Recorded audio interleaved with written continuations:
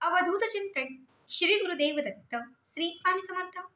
तुम्हा सर्वांचं आपल्या स्वामी शक्ती या चॅनलमध्ये मनापासून स्वागत आहे। स्वामी तुम्हा सर्वांच्या सर्व चांगल्या इच्छा पूर्ण करोत एवढीच स्वामींच्या चरणी प्रार्थना करते आणि आपल्या आजच्या या नवीन आणि सुंदर व्हिडिओला पुन्हा एकदा नव्याने सुरुवात करते।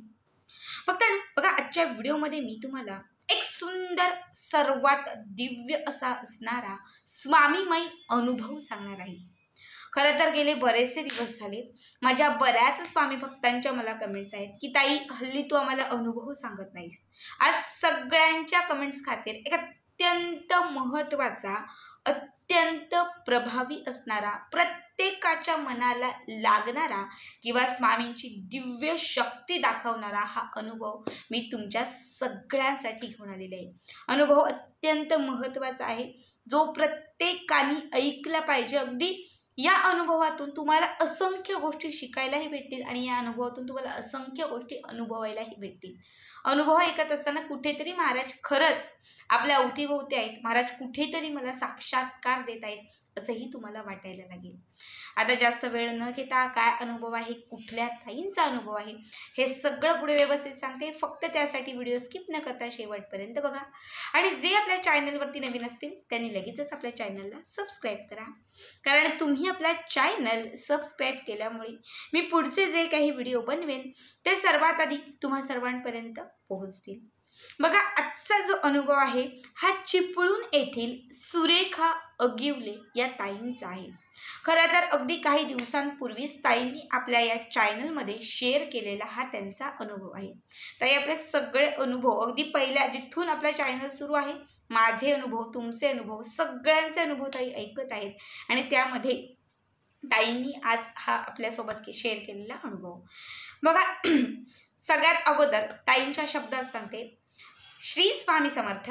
नमस्कार, मी सौ सुरेखा अगिवले आणि मी चिपळूण येथून आहे। मी स्वामींचे एक भक्त आहे आणि स्वामींनीच मला दिलेला हा सर्वात मोठा माझ्या आयुष्यातील अनुभव आहे। खरं तर खूप इच्छा होती की माझा एक तरी अनुभव चॅनलवरती यावा किंवा माझा एक तरी अनुभव लोकांपर्यंत पोहोचावा, कारण महाराजांनी जे काही मला दिलं आहे ते सगळ्यांना सांगण्याची माझी खूप उत्सुकता होती आणि सगळ्यांना सांगून किंवा लोकांपर्यंत हा अनुभव पोहोचून त्यांचंही काही जर दुःख असेल तर ते कुठेतरी कमी व्हावं एवढंच मला वाटत आहे। तर बघा, आता पुढील अनुभव ताईंचा जो आहे तो मी तुम्हाला सांगते। ताई म्हणतात की म्हणजे 7 ते 8 वर्षापासून खरं तर ताईंचं जे माहेर आहे हे चिपळूणमधलं आहे आणि जे सासर आहे ते देखील चिपळूणमधलंच आहे। अगदी शेजारी असणारी ही गाव आहे। ताई म्हणतात मी आधी कुणीही स्वामी भक्त नव्हते, स्वामी सेवेकरी नव्हते, स्वामी कोण हे मला माहिती नव्हतं। माझं लग्न झालं आणि त्याच्यानंतर लग्नाचे 2 वर्ष ठीक गेले। त्याच्यानंतर 4 ते 5 वर्षांचा जो कालावधी होता तो माझ्या आयुष्यात खूप घातक होता, कारण या 5 वर्षात माझ्या आयुष्यात असंख्य घटना घडत गेल्या। आमची फॅमिली अत्यंत सुंदर, सोज्वळ आणि अत्यंत मनमिळाऊ होती। आम्ही घरात खूप सुखाने राहत होतो, पण लग्नाच्या 2 वर्षातच माझं हे सुख टिकलं। त्याच्या पुढे आमच्या घरात भयानक घटना घडू लागल्या। ताई म्हणतात आमची खूप मोठी फॅमिली, त्यात मी, माझे मिस्टर, माझी 3 मुलं, माझी दीर, 2 दीर, त्यांच्या 2 वाईफ आणि त्यांची मुलं, सासू सासरे, अशी अगदी जॉईंट फॅमिली। लग्नाच्या 2 वर्षानंतर घरामध्ये एक व्यक्तीचा मृत्यू व्हायला लागला। घरामध्ये भीती जाणवायला लागली, काय करावं कळत नव्हतं। घरामध्ये सगळे जॉबला असल्याने सगळ्यांचे जॉबही तिथेच होते, घर सोडून जाता येत नव्हतं। घरामध्ये सतत आजारपण येत होतं, घरात सतत एकमेकांचं भांडण होत होतं, घराची कुणीतरी बांध घातलेली आहे असं स्पष्ट जाणवत होतं, पण काय करावं ते आम्हाला सुचत नव्हतं। ताई म्हणतात 1-2 वर्ष गेली, त्यात माझी छोटी जी जाऊबाई आहे ती ऑफ झाली, माझे दीर ऑफ झाले, माझी सासू गेली, माझे सासरे गेले। या 3-4 वर्षांच्या पिरियडमध्ये घरात असंख्य मृत्यू झाले। आता राहिलेले माझे 1 दीर होते, 1 जाऊबाई होती, मी आणि माझी 3 मुलं। त्यातही आमच्या घरात आम्ही सगळे सतत आजारी असायचो।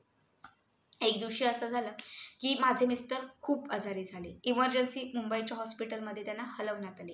तिथे डॉक्टरनी अगदी 2 दिवस फक्त त्यांना ताप होता आणि 2 दिवसानंतर त्यांच्या प्लेटलेट वगैरे इतक्या कमी झाल्या। ताई म्हणतात खरं तर हे फक्त निमित्त होतं, बाकी काहीतरी वेगळंच होतं, कारण आमच्या घरामध्ये प्रत्येक वर्षातून 1-2 मृत्यू जे आहे ते सतत सुरू होते. एकदा बाहेर पडलेला व्यक्ती म्हणजे एकदा हॉस्पिटलला गेलेला व्यक्ती घरात परत येतच नसे. मिस्टरांना नेलं, मुलं लहान होती, काय करावं सुचत नव्हतं. सगळ्यांना वाटत होतं आता हा पण गेला, हा पण घरी परत येणार नाही. सगळ्यांची मनस्थिती तीच झाली होती. काय म्हणतात, मी रडून रडून दिवस घालवायचे. मला कुठल्या देवाला पूजावं, काय करावं तेही कळत नव्हते. त्याच दिवशी मी देवघराच्या समोर बसले.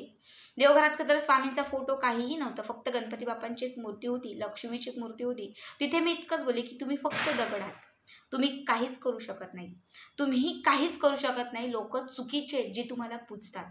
त्या म्हणतात मी त्या दिवशी खूप देवाशी भांडले, मी नको नको ते बोलले.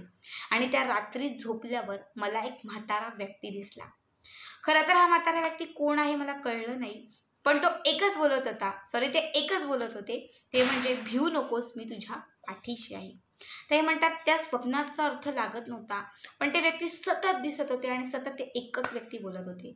मी सहजच ते म्हणतात आमच्या शेजारच्या काकूंना सांगितलं की असं असं झालंय. आणि तेव्हा त्या काकू म्हटल्या की भिऊ नकोस, मी तुझ्या पाठीशी आहे. हे वाक्य अक्कलकोटच्या श्री स्वामी समर्थ महाराजांचं आहे. ते म्हणतात मी यूट्यूबला सर्च केलं, महाराजांबद्दल माहिती घेतली, बऱ्याच लोकांचे अनुभव ऐकले आणि त्यात महाराजांचा हा पहिला दृष्टांत असावा किंवा महाराजांनी आपल्याला सेवा करायला सांगितली असावी. त्या म्हणतात माहिती नाही का, पण माझं मन स्वामी सेवेकडे वळायला लागलं.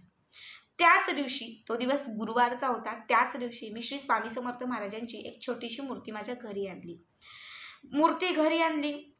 मूर्तीची पूजा केली. आता वाटलं तर सगळं चांगलं होणार, ठीक होणार, सगळं मस्त होणार. मी खुश होते. नवरा हॉस्पिटलला होता पण मी खुश होते. पण तितका डॉक्टरांचा फोन आला की मिस्टरांना इथून पुढच्या हॉस्पिटलला हलवावं लागणार, त्यांची काहीही गॅरंटी नाही. नाही म्हणतात शेजारचे पाजारचे माझे भाऊ वडील सगळे काही धावत मुंबईला निघाले. खरं तर ॲक्च्युली इकडचे 2-3 व्यक्ती ऑलरेडी तिथे होते नव्हते ते व्यक्तीही तिकडे गेले. मी फक्त एकटीच घरी होती, कारण माझी मुलं तेव्हा लहान होती. ताई म्हणतात तर काय करावं सुचत नाही. मिस्टरांना दुसऱ्या हॉस्पिटलला हलवलं, फरक काहीच नाही. कुणी काही गॅरंटी देत नव्हतं. आज ते ऑफ होतात की उद्या होतात अशीही गॅरंटी नव्हती. डॉक्टर सांगायचे आता 2 तास राहिले, शेवटचे 3 तास राहिले, 4 तास राहिलेत, तुमच्याकडे वेळ कमी आहे, काय असेल तर बोलून घ्या. इतकी ताई म्हणतात भयानक कंडिशन होती की 8 दिवस हे सुरू होतं. मला असं वाटलं की स्वामींची मूर्ती आली आणि तिथून जास्तच हे सुरू झालं. मिस्टरांची तब्येत खूप खराब होत गेली. मी विचार केला आता महाराजांची मूर्ती घेवावी, म्हणजे उचलावी आणि ती नदीमध्ये नेऊन विसर्जित करावी. ते म्हणतात मी सगळं ठरवलं, महाराजांना बोलले पण की आता बस झालं, मी आता थकले, उद्याच्याच दिवशी मी तुम्हाला विसर्जित करणार.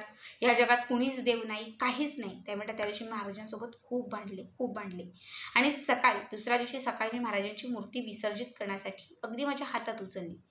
जेव्हा मी महाराजांची मूर्ती माझ्या हातात उचलली तेव्हा महाराजांच्या डोळ्यातून एक, ताई म्हणतात की ती मूर्ती मार्बलची होती, पण त्यांच्या डोळ्यातून एक अश्रूचा थेंब माझ्या हातावर पडला. मला आधी असंच काहीतरी वाटलं, पण त्याच्यानंतर एक धार त्या डोळ्यातून लागायला सुरुवात झाली आणि महाराजांच्या डोळ्यातून अश्रू यायला लागले. ताई म्हणतात तो माझ्या आयुष्यातील सगळ्यात पहिला आणि सर्वात मोठा दृष्टांत होता. मी खरं तर घाबरले, मला कळालं नाही. मी शेजारच्या पाजारच्यांना बोलावलं आणि ती मूर्ती तशीच ठेवली. शेजारच एक ब्राह्मण होते, त्यांनाही बोलवलं आणि त्यांनाही तो मोठा चमत्कार वाटला आणि त्यावेळेस कळालं की महाराज आहेत आणि ते आपल्या घरात जागृत आहेत. अगदी त्याच दिवशी हॉस्पिटलमधून फोन आला, तुमचे मिस्टर आता कुठेतरी रिकवर होत आहेत, आधीपेक्षा थोडी इम्प्रूव्हमेंट आहे. तो पहिला माझ्या आयुष्यातील ताई म्हणतात सर्वात आनंदाचा फोन होता. तिथून महाराजांनी असंख्य प्रचिती द्यायला सुरुवात केली. दुसऱ्या दिवशी महाराजांनी माझ्या हातचा नैवेद्य ग्रहण केला. त्याच्यानंतर महाराजांनी असंख्य माझ्या घरामध्ये दृष्टांत द्यायला सुरुवात केली आणि फक्त महाराजांच्या कृपेने त्या प्रसंगातून माझे मिस्टर बरे झाले. ताई म्हणतात मिस्टरांचे जे रिपोर्ट होते ते गुरुवारच्याच दिवशी नॉर्मल यायला लागले. ज्या दिवशी त्यांचा डिस्चार्ज झाला तोही गुरुवारचाच दिवस होता. त्याच्यानंतर मिस्टरांना घरी आणण्यात आलं आणि घरी जेव्हा आम्ही त्यांना घेऊन आलो तेव्हा डॉक्टरही म्हटले की हा खूप मोठा चमत्कार आहे जो तुमच्या आयुष्यात घडलेला आहे. असा एकही पेशंट आमच्या हॉस्पिटलला वाचलेला नाही आहे. 99% गेलेली ही केस होती, पण दैवी शक्ती तुमच्यासोबत होती आणि त्या दैवी शक्तींनी त्यांना तुमच्या आयुष्यात परत आणलं आहे. ताई म्हणतात तो माझ्या आयुष्यातील सर्वात कठीण प्रसंग होता, पण त्यावेळेस मला महाराजांची प्रचिती यायला सुरुवात झाली. खरं तर आमच्या घरामध्ये 4 ते 5 वर्षामध्ये असंख्य लोकांचा मृत्यू झाला होता. कुणी हॉस्पिटलला गेल्यानंतर खरं तर परत येतच नव्हतं. घराची बांध घातली आहे हे कळत होतं, ती कशी उघडावी हेही कळत नव्हतं. सगळे प्रयत्न करून थकलो होतो, पण घरातून ती नकारात्मकता आणि वाईट शक्ती घरातून जात नव्हती. पण स्वामींची मूर्ती घरात आणली, घरात सुख आलं. माझे मिस्टर जे मरणाच्या दारातून परत आले आणि त्याच्यानंतर घरात सगळं चांगलं व्हायला सुरुवात झाली. ताई म्हणतात की त्याच्या पुढे सगळं काही ठीक होत गेलं. घरामध्ये वातावरण बदलत गेलं, नकारात्मकता संपली आणि जी काही घराची बांधकुणी घातली होती तीही खुली झाली. हे फक्त आणि फक्त स्वामींच्या कृपेने झालं. हे म्हणतात आधी स्वामींचा खूप राग आला, खूप चिडचिड केली, पण खरंच माझ्या नशिबात स्वामी सेवा घडली. हे माझ्या आयुष्याचं सर्वात मोठं सार्थक झालं. बघताना बघा ताईंचा अनुभव खूप सुंदर होता की जिथे असंख्य लोक त्यांच्या घरात ऑफ झाले होते, कुणाची परत येण्याची गॅरंटी नव्हती. मिस्टरही कदाचित जर स्वामी त्यांना त्यावेळेस भेटले नसते तर मिस्टरही कदाचित त्यांच्या आयुष्यात नसते, पण इतक्या मोठ्या प्रसंगातून फक्त स्वामींनी त्यांना तारलं. म्हणून नेहमीच तुम्हाला सांगते, स्वामी सेवा करा, स्वामी सेवा वाढवा आणि स्वामी सेवेचा प्रसार करा. आपल्यामुळे जर काही लोकांना त्याचा अनुभव आला, प्रचिती आली, तर त्याच्या इतकं मोठं पुण्य काहीच नाही. आजचा हा ताईंचा सुंदर अनुभव कसा वाटला कमेंट करा आणि पुढचे व्हिडिओ पाहण्यासाठी चॅनलला सबस्क्राईब करा.